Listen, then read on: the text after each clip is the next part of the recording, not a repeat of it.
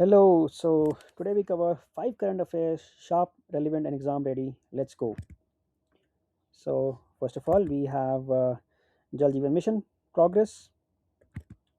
Now, the Jal Jeevan mission has provided tap water connections to 10 crore rural households since its launch in 2019. The government announced achieving 75% coverage of rural households with functional household tap connections. However, ground reports indicate issues with water quality testing, supply sustainability, and maintenance of infrastructure in several states. Now, it is important to understand that Jal Jeevan Mission targets providing piped water to every rural household by 2024, extending to 2026. Right? The 10 crore figure represents significant infrastructure deployment across villages. Now, while connections are provided, actual water availability remains inconsistent. Many households receive water for limited hours daily rather than continuous supply. Now, Jal Jeevan Mission is central government's priority welfare scheme with 3.6 lakh crores allocated. It addresses historical neglect where rural women spend hours fetching water. Now, Jal Jeevan Mission, again, central scheme providing piped water to every rural household. Then tap water connection is household level piped water supply infrastructure. Rural water supply, drinking water provision in non-urban areas. Har Ghar Jal is mission's tagline meaning water in every home. And FHTC coverage is functional household tap connection percentage achieved. And water security is reliable access to safe drinking water for all. The next topic is motion to impeach Chief Election Commissioner. Now, opposition parties filed an impeachment motion against the Chief Election Commissioner alleging partisan conduct during recent state elections. They cite delayed announcement of election schedules favoring ruling party, overlooking model code violations, and premature clearance of government schemes during election period. Now, the motion requires two-third majority in Parliament under Article 324. Now, the Constitution West election conduct power in Election Commission under Article 324. The Chief Election Commissioner can only be removed through impeachment, similar to Supreme Court judges requiring two-thirds majority. This high threshold ensures independence from political pressure.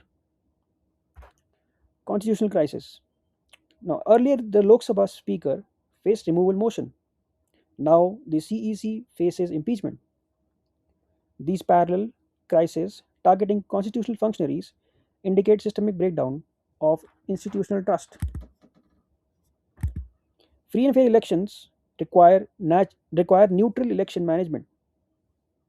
Allegations against the CEC include delaying election announcements, helping ruling party prepare, ignoring code violations by the government, and allowing welfare schemes launches during election period, influencing voters. CEC impeachment is constitutional process removing Chief Election Commissioner for misconduct.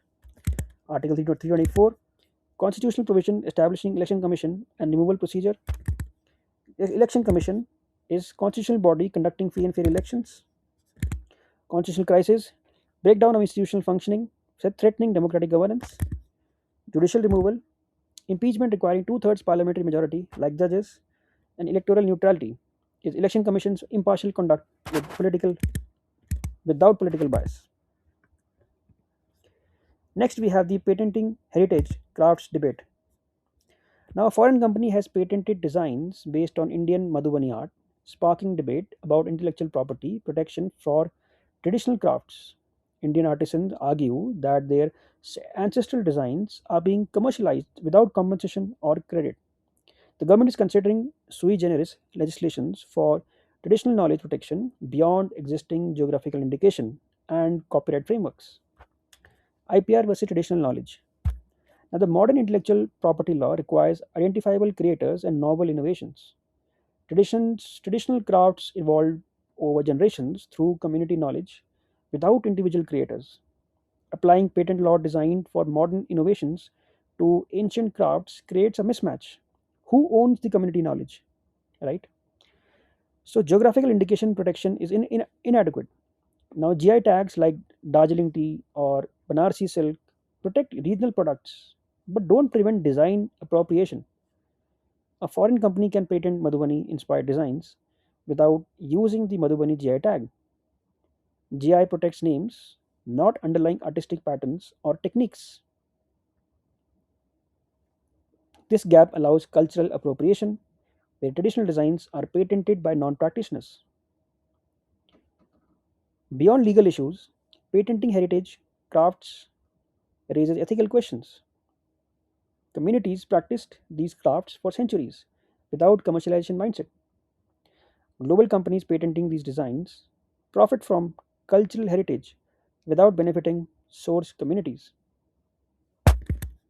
Heritage crafts, traditional artistic practices passed through generations, intellectual property, legal rights protecting inventions designed in creative works. Traditional knowledge is community held information and practices accumulated over time. Geographical indication, protection linking products to geographic origin and traditional methods.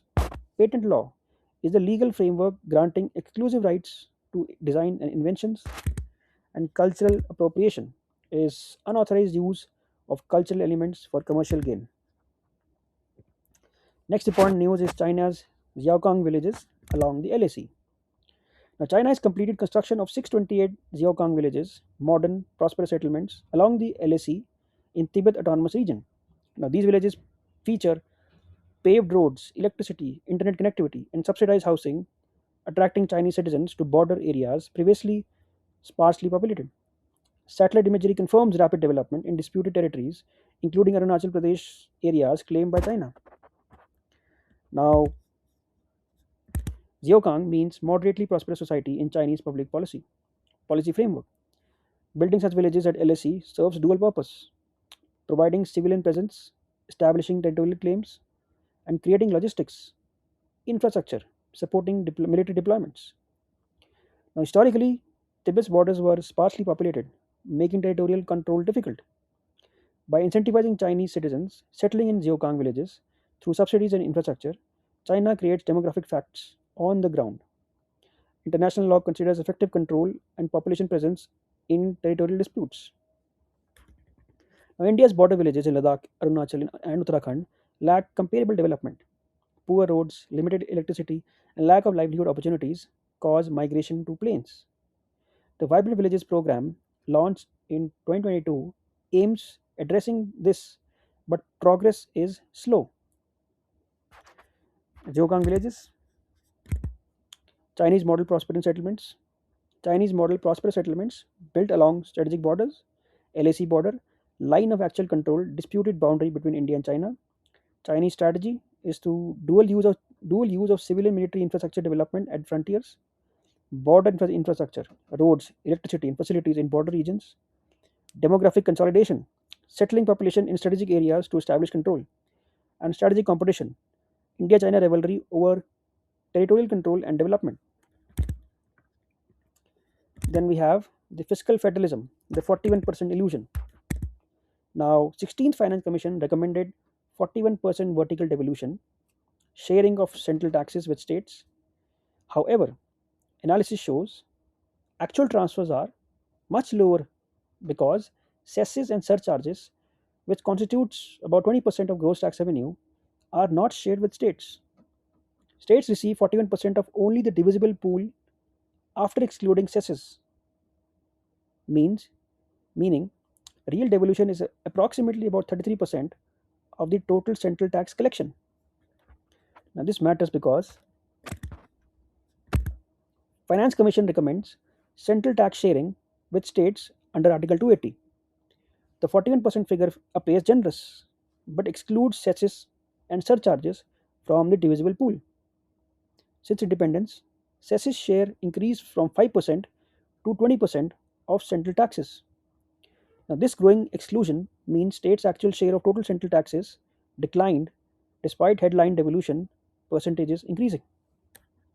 Now, cesses are taxes for specific purposes like education cess or health cess. Surcharges are additional charges on income tax. Article 270 mandates sharing income tax and GST with states, but excludes cesses and surcharges. By labeling more revenue as cess rather than tax, center retains funds while appearing to share generously.